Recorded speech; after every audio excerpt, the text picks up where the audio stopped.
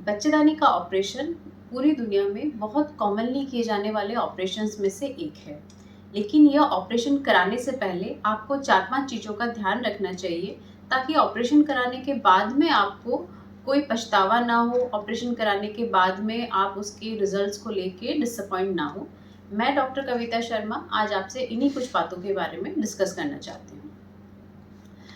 बच्चेदानी का जो ऑपरेशन, जैसे कि मैंने कहा, बहुत कॉमनली किया जाने वाला ऑपरेशन है, लेकिन कई बार देखा गया है कि जो महिलाएं होती हैं खुद भी इस ऑपरेशन को छोटे मोटे कारणों की वजह से करवाने के लिए तैयार हो जाती हैं। जैसे बच्चेदानी में कोई छोटी मोटी गांठ हो या फिर कोई टेम्पररी ब्लीडिंग की समस्या है, उस वजह से आपके हिस्टेक्टमी का इंडिकेशन यानी कि बच्चेदानी क्यों निकाली जा रही है।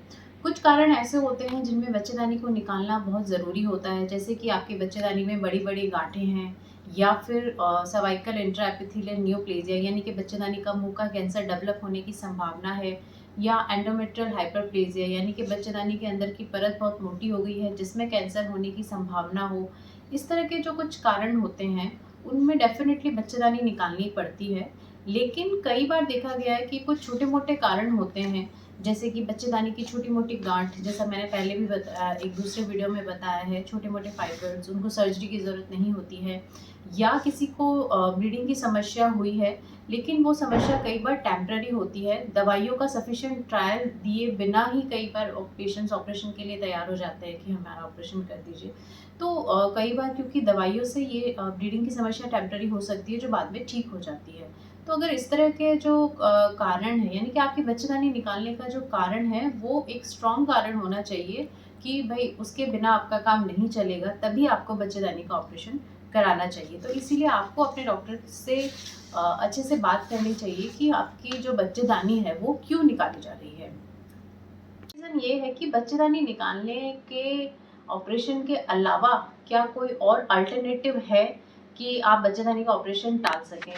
तो एक मेरेना एक डिवाइस है, एक कॉपर-टी है, हार्मोनल कॉपर-टी है, जिसको कई बार आपकी बच्चेदानी में डाल दिया जाता है। तो उसके रिजल्ट्स काफ़ी अच्छे रहते हैं, ब्लीडिंग की समस्या काफ़ी हद तक कंट्रोल हो जाती है। तो इसके बारे में भी आप अपने डॉक्टर से एक बार बात कर सकते हैं।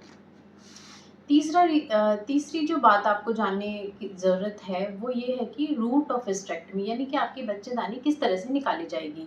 क्या वो नीचे पेट पे बड़ा चीरा लगा के निकाली जाएगी, ओपन सर्जरी जिसे हम कहते हैं, या फिर वो लैप्रोस्कोपी के थ्रू निकाली जाएगी जिसमें 2-3 छोटे-छोटे टाँके आते हैं, या फिर माहवारी के रास्ते से निकाली जाएगी, जैसे कि प्रोलैप्स वगैरह, जब बच्चेदानी ढीली हो जाती है, नीचे हो जाती है, तो कई बार नीचे के रास्ते से भी बच्चेदानी को निकाला जाता है। तो आपको पहले से ही अपने डॉक्टर से ये बात करनी है, क्लियर करना है कि वो बच्चेदानी किस तरह से निकाली जानी चाहिए। आजकल लैप्रोस्कोपी के द्वारा ही बच्चेदानी को स्टैंडर्ड प्रोसीजर है, उसी के द्वारा बच्चेदानी को निकाला जाता है। कई बार लोग बड़ा चीरे का ऑपरेशन करा लेते हैं, तो उससे आपको एक तो चीरा बड़ा आता है, दूसरा आपकी रिकवरी बहुत स्लो होती है, दर्द भी ज़्यादा होता है और इन्फेक्शन होने के चांसेस भी ज़्यादा होते हैं। तो आपको जहाँ तक हो सके डॉक्टरी सलाह से जहाँ तक हो सके लैप्रोस्कोपी को ही चूज़ करना चाहिए बच्चेदानी निकालने के लिए। चौथी चीज़ है जो मैंने पहले भी एक वीडियो में बताया है ओवरीज़ के बारे में, कि आपकी ओवरीज़ निकाली जाएंगी या नहीं।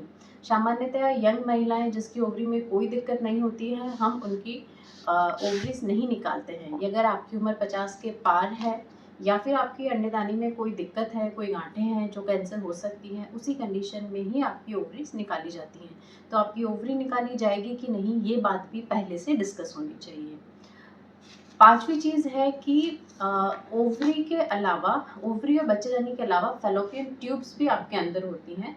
फैलोपियन ट्यूब्स का काम सिर्फ और सिर्फ प्रेगनेंसी लगाने के लिए, कंसीव करने के लिए होता है। उसके अलावा फैलोपियन ट्यूब की हमारी बॉडी में कोई ज़रूरत नहीं होती है।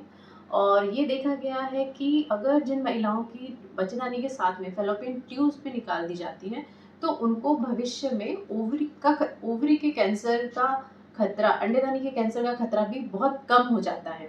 इसीलिए आजकल स्टैंडर्डाइज प्रोसीजर है कि बच्चेदानी के साथ साथ आपकी ट्यूब्स भी निकाली जाएंगी। तो ये बात भी आप अपने डॉक्टर से पहले से ही जान लें कि आपकी ट्यूब वो निकालने वाले हैं या नहीं है।